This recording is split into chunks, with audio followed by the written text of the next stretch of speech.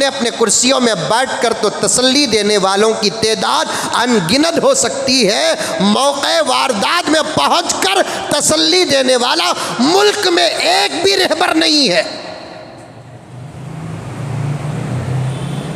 एक भी नहीं है, एक भी। कोई बड़े कहते हैं हम सुप्रीम कोर्ट का दरवाज़ा खिटखिटाएंगे। खिटखिटाओ, कब कौन किसको मना किया है? सुप्रीम कोर्ट हमारी अदालत उज़्मा है, जहां से इंसाफ की उम्मीद होती है। खिटखिटाना है, खिटखिटाओ, लेकिन मुल्क के मसाइल इतने हैं कि सुप्रीम कोर्ट फैसला करने तक होगा क्या? कारवां गुजर गया, गुबार देखते रहे, मरीज मर गया, बुखार देखते रहे। क्या हमारे कौम के रहबर ये वार्निंग नहीं दे सकते? हम आने वाले हैं नूह को, हम आने वाले हैं फला जगह पर, हम आने वाले हैं मेवात को। अगर हमारे कौम के मजलूमों के घरों में बुलडोज़र चलाना है, सबसे पहले हमारे ऊपर बुलडोज़र चलाए। ये जुमले क्या मिंबर और मेहराब ही की जीनत है? हकीकत से इन जुमलों का कोई ताल्लुक नहीं है।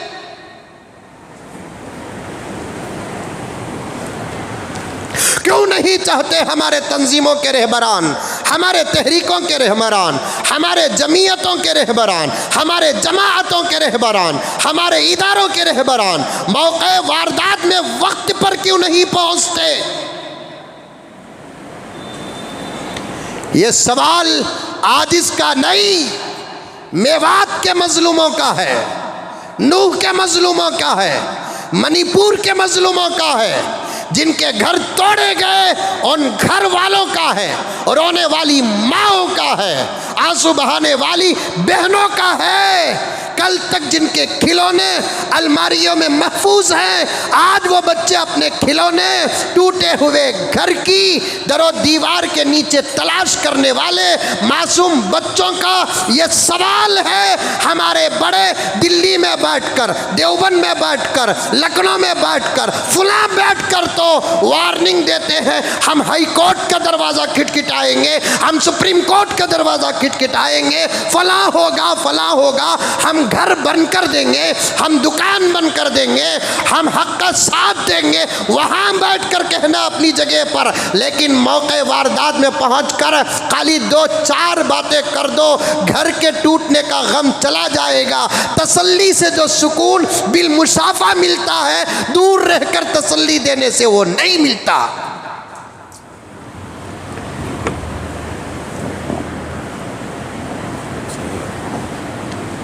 पूरा उजड़ने के बाद जाकर मुआयना करना, यह भी कौम के साथ मजाक होता है, मजाक। पूरा बर्बाद होने के बाद जाकर इलाकों का मुआयना और दौरा करना, यह कौम के उम्मीदों का जनाजा उठाने के बराबर होता है।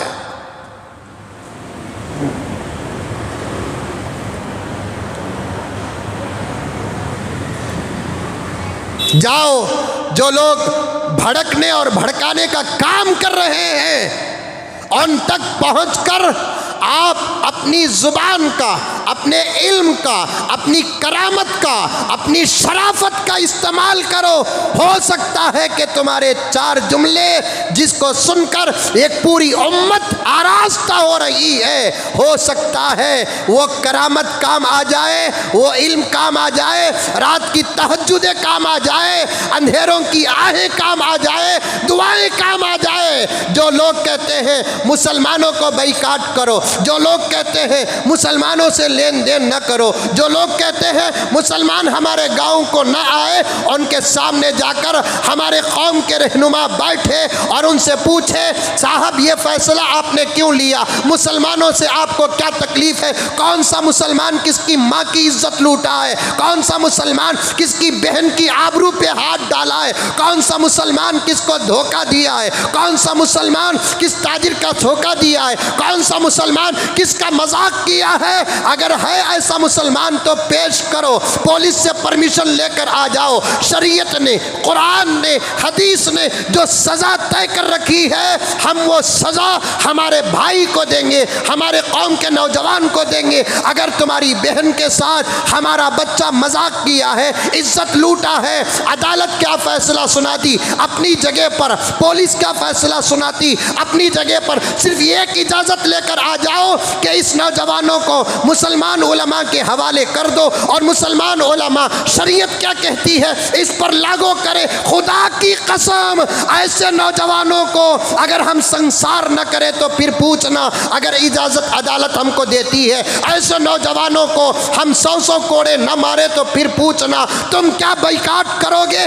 इंसानियत के साथ मजाक करने वालों का हम खुद बाइकाट करते हैं। इंसानियत के साथ मजाक करने वाले का हम जनाजा तक पढ़ाने के लिए तैयार नहीं है, चाहे वो हिंदू हो, चाहे वो मुसलमान हो, चाहे वो सिख हो, चाहे वो ईसाई हो। ये तमाम बातें जाकर पेश करेंगे। अरे क्यों हमारे बड़े दुश्मनों के सामने जाते नहीं? दुश्मनों से बात करने के लिए तैयार क्यों नहीं होते? क्या दुश्मनों के सामने जाने से इस्लाम ने मना किया है? अगर मना किया होता तो फिर सवाल उठता है, मेरा मोहम्मद, मेरा नबी, मेरा रसूल खातमुन नबीयीन वल मुरसलीन अबू जहल के दरवाजे में 3000 मरतबा क्यों गया?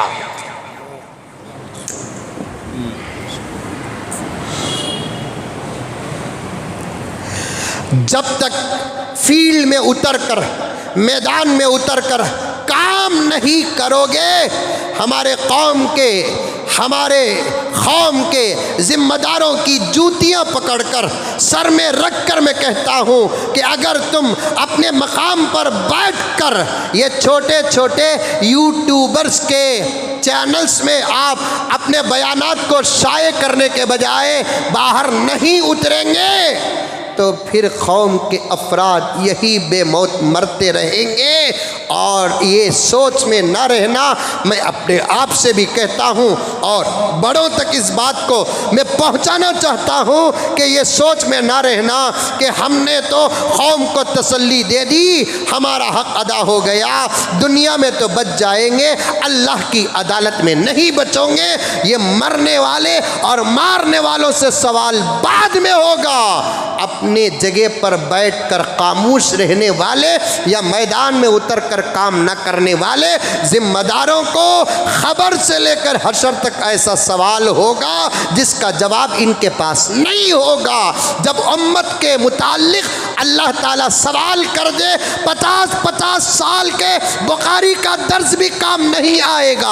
उम्मत के हक में, उम्मत के मुताल्लिक, कौम के मुताल्लिक, इंसानियत के मुताल्लिक अल्लाह तबारक व ताला किसी रहबर से सवाल कर दे, रब्बे काबा की कसम 70 साल की इमामत काम नहीं आएगी, 70 साल की दावत व तबलीग की मेहनत काम नहीं आएगी। खानखाहों को बनाना और अंदर बैठकर मुराकबे करना और मुरीदीन को बिठाकर रोने और रुलाने का काम करना काम नहीं आएगा अगर मैदान में ना उतरेंगे। मैं पूछना चाहता हूँ, इस ज़माने में कौन है उतना बड़ा शेख जो हज़रत इस्माइल शहीद रहमतुल्लाह अलैह से बड़ा हो गया? रब्बे काबा की कसम, अब्बे काबा की कसम, हमारे इसी मुल्क का एक शहीद जो बहुत बड़ा आलिम, बहुत बड़ा मुफस्सिर, बहुत बड़ा मुहद्दिस, जिसको हज़रत इस्माइल शहीद कहते हैं, जिनके मुरीदों की तादाद 35 से 40 लाख थी।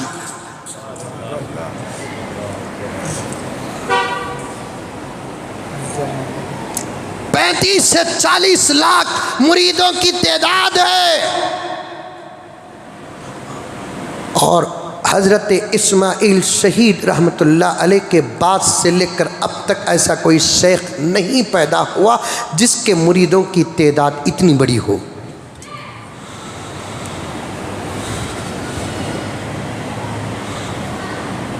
इस्माइल शहीद, बालाकोट की ज़मीन आज भी हज़रत इस्माइल शहीद रहमतुल्लाह अलैह की शहादत के खून के क़तरों से लबरेज है, लबरेज। इल्म के मैदान का भी बहुत बड़ा आलिम, खानकाही लाइन का इतना बड़ा शेख जब उम्मत को ज़रूरत पड़ी दर्स देने वाला मसनद भी छोड़ दिया, इस्लाह करने वाला खानखा भी छोड़ दिया, मैदान अमल में बिजाते खुद आया, मैदान जंग में आया मुल्क और मुल्लत की हिफाजत करने के लिए। मैं छोटा हूँ प्यारो, मुझे माफ़ कर दो, मैं छोटा हूँ प्यारो, लेकिन बात बड़ी है और सिर्फ बड़ी नहीं है, बात सही है। कुछ बातें सही होती हैं, बड़ी नहीं होती, कुछ बातें बड़ी होती है, सही नहीं होती। ये आजिज़ इस वक्त छोटा होने के बावजूद जो बात कर रहा है वो बात बड़ी भी है और वो बात सही भी है। हज़रत इस्माइल शहीद रहमतुल्लाहि अलैह, अल्लाहु अकबर कबीरा, अल्लाहु अकबर कबीरा, अल्लाहु अकबर कबीरा, जिसके मुरीदों की तादाद 35 से 40 लाख, एक एक तकरीर में 50-50 हज़ार गैर मुस्लिम इस्लाम कबूल करते थे।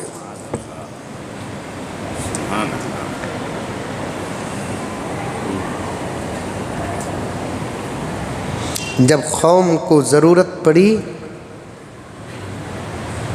वहीं बैठकर पर्चों में तसल्ली लिखकर शहर दर शहर पहुंचाए नहीं,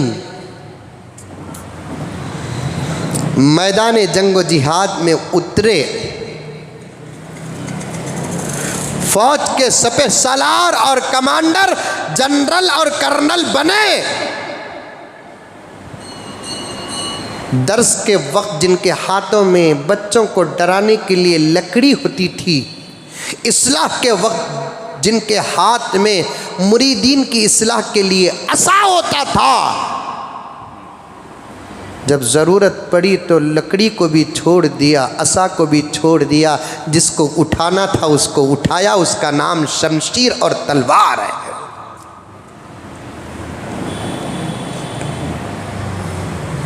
उतरे मैदान में, तारीख़ बालाकोट उठाकर पढ़ो। मैं पूछता हूं कि ऐसे मौक़े में हमारे बड़े मौक़े हादिसात में क्यों नहीं पहुंचते?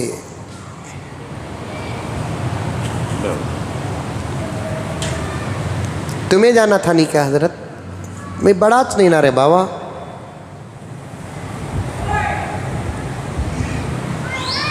लेकिन जहाँ पहुँचने की ताकत होती है तो आज इस पहुँचता है, अल्हम्दुलिल्लाह। लेकिन हमारे से कौन डरता है? हमें इस बात का इकरार है, ना हमारे पास कोई ओहदा है, ना हमारे पास इतना इल्म है, ना हमारे पास कोई इतना बड़ा अमल है, ना हम इतने बड़े हैं, हम छोटे हैं, छोटे।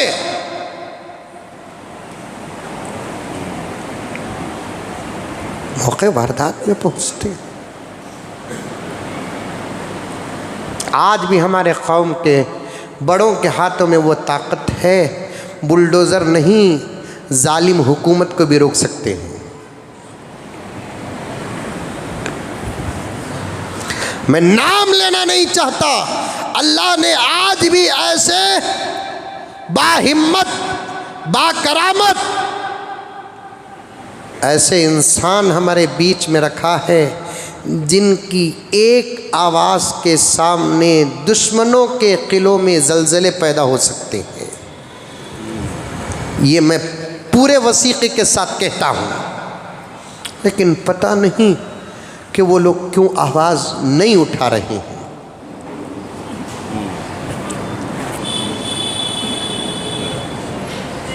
क्यों आवाज़ नहीं उठा रहे हैं? उठाना चाहिए।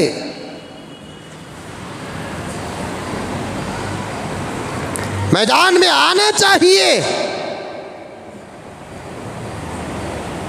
जैसे हमारे बड़े आए, शाह अब्दुल अजीज़ देहलवी रहमतुल्लाह अलैह मैदान में आए, शाह इस्माइल शहीद रहमतुल्लाह अलैह मैदान में आए, कासिम नानोतवी रहमतुल्लाह अलैह मैदान में आए, रशीद अहमद गंगोही रहमतुल्लाह अलैह मैदान में आए, कुतुबुल अख्ताब हजरत इमदादुल्लाह मुहाजिर मक्की रहमतुल्लाह अलैह मैदान में आए, जाफर थानेसरी रहमतुल्लाह अलैह मैदान में आए, हाफिज जामिन शहीद रहमतुल्लाह अलैह मैदान में आए।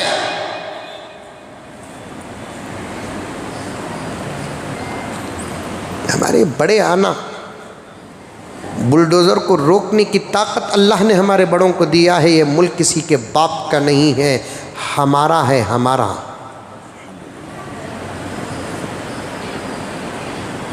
मैंने एक एमएलए, यूपी के एमएलए साहब का बयान सुना, बहुत अच्छा जुमला था।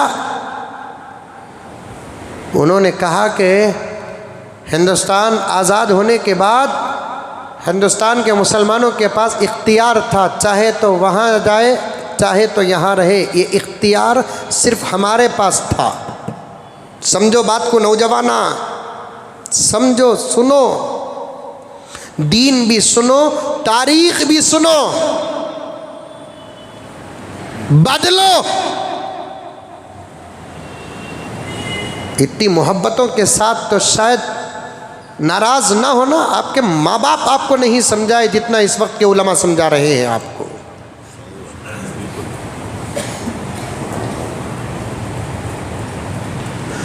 तुम इस वक्त खतरे में नहीं, हम खतरे में हैं। तुम सुनकर खतरे में नहीं, हम बोलकर खतरे में हैं। हम खतरा मोल कर भी इसलिए बोल रहे हैं ताकि आप जाग जाए।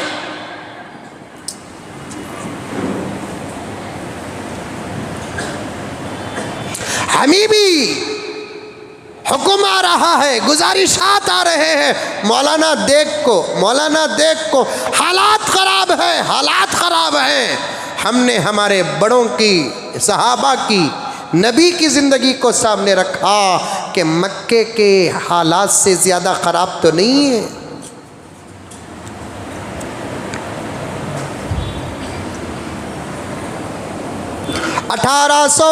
पर 7 की जो जंग हजराते उलमाए देवबंद की सरपरस्ती में इस मुल्क में लड़ी गई अंग्रेज़ों के खिलाफ,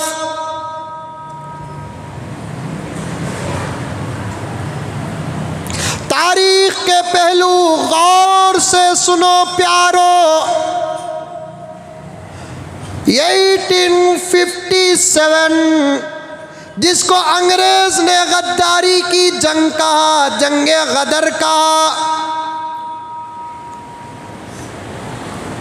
उस जंग में सिर्फ उलमा और मुसलमान अंग्रेजों के खिलाफ सीना तान कर खड़े हो गए।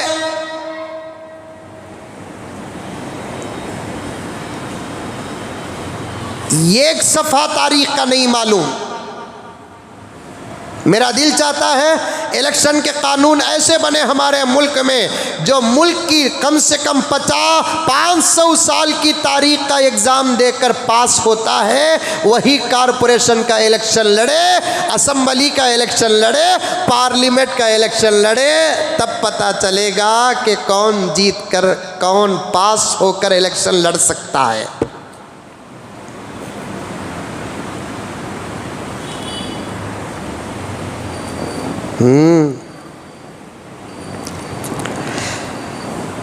ताकत अब भी हमारे पास है, पावर सिर्फ तुम्हारे पास है साहब, पावर तुम्हारे पास है उतना, ताकत अब भी हमारे पास है अल्हम्दुलिल्लाह। हम झूठ नहीं बोलते, झूठ नहीं बोलते, सच बोलते हैं। 2 दिन पहले पार्लियामेंट में ज़बरदस्त हंगामा हुआ। मेरी नज़र तो सियासत पर भी है ना,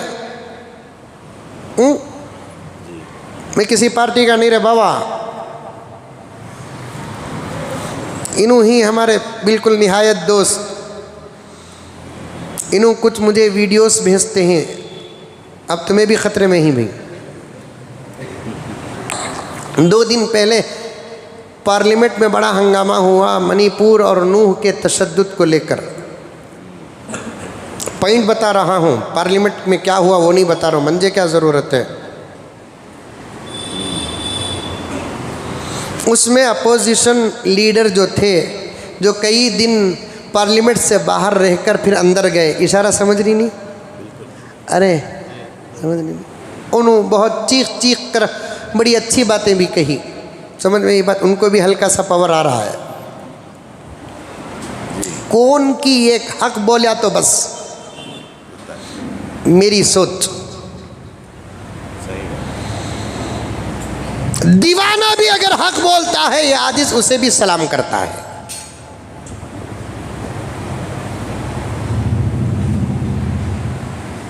हक से हमको लव है, मोहब्बत है, सच से हमको मोहब्बत है। जरूरी नहीं कि मुसलमान ही हक बोले। खुदा सलामत रखे हमारे मुल्क भारत को। आमीन जोर से बोलो, उसे भी नोट करेंगे। तुम्हें तो आमीन बोलते ही थे। हमारे मसलक में तो अहनाफ में नमाज में आमीन आहिस्ता बोलना सो, तो दुआ में भी आहिस्ता बोलेंगे। वो कौन तुम्हें एक घुघू बैठा है उनका गुलाम नौकर बैठा है, नोट कर लो को है, कौन है मालूम नहीं मंझे, लेकिन रहता पक्की बात रहता। अब उन्हें नोट करते रहता, इतनी अच्छे बातों को छोड़ डालता, इसके बाद के अच्छे बातों को छोड़ डालता। ये बात देखो भाई, फला मस्जिद में मौलाना मुजम्मिल साहब ने भारत को सलामत रखे बोले तो आमीन भी नहीं बोले मुसलमाना बोलकर, उसे एक इशू बनाएगी। अल्लाह अल्लाह अल्लाह।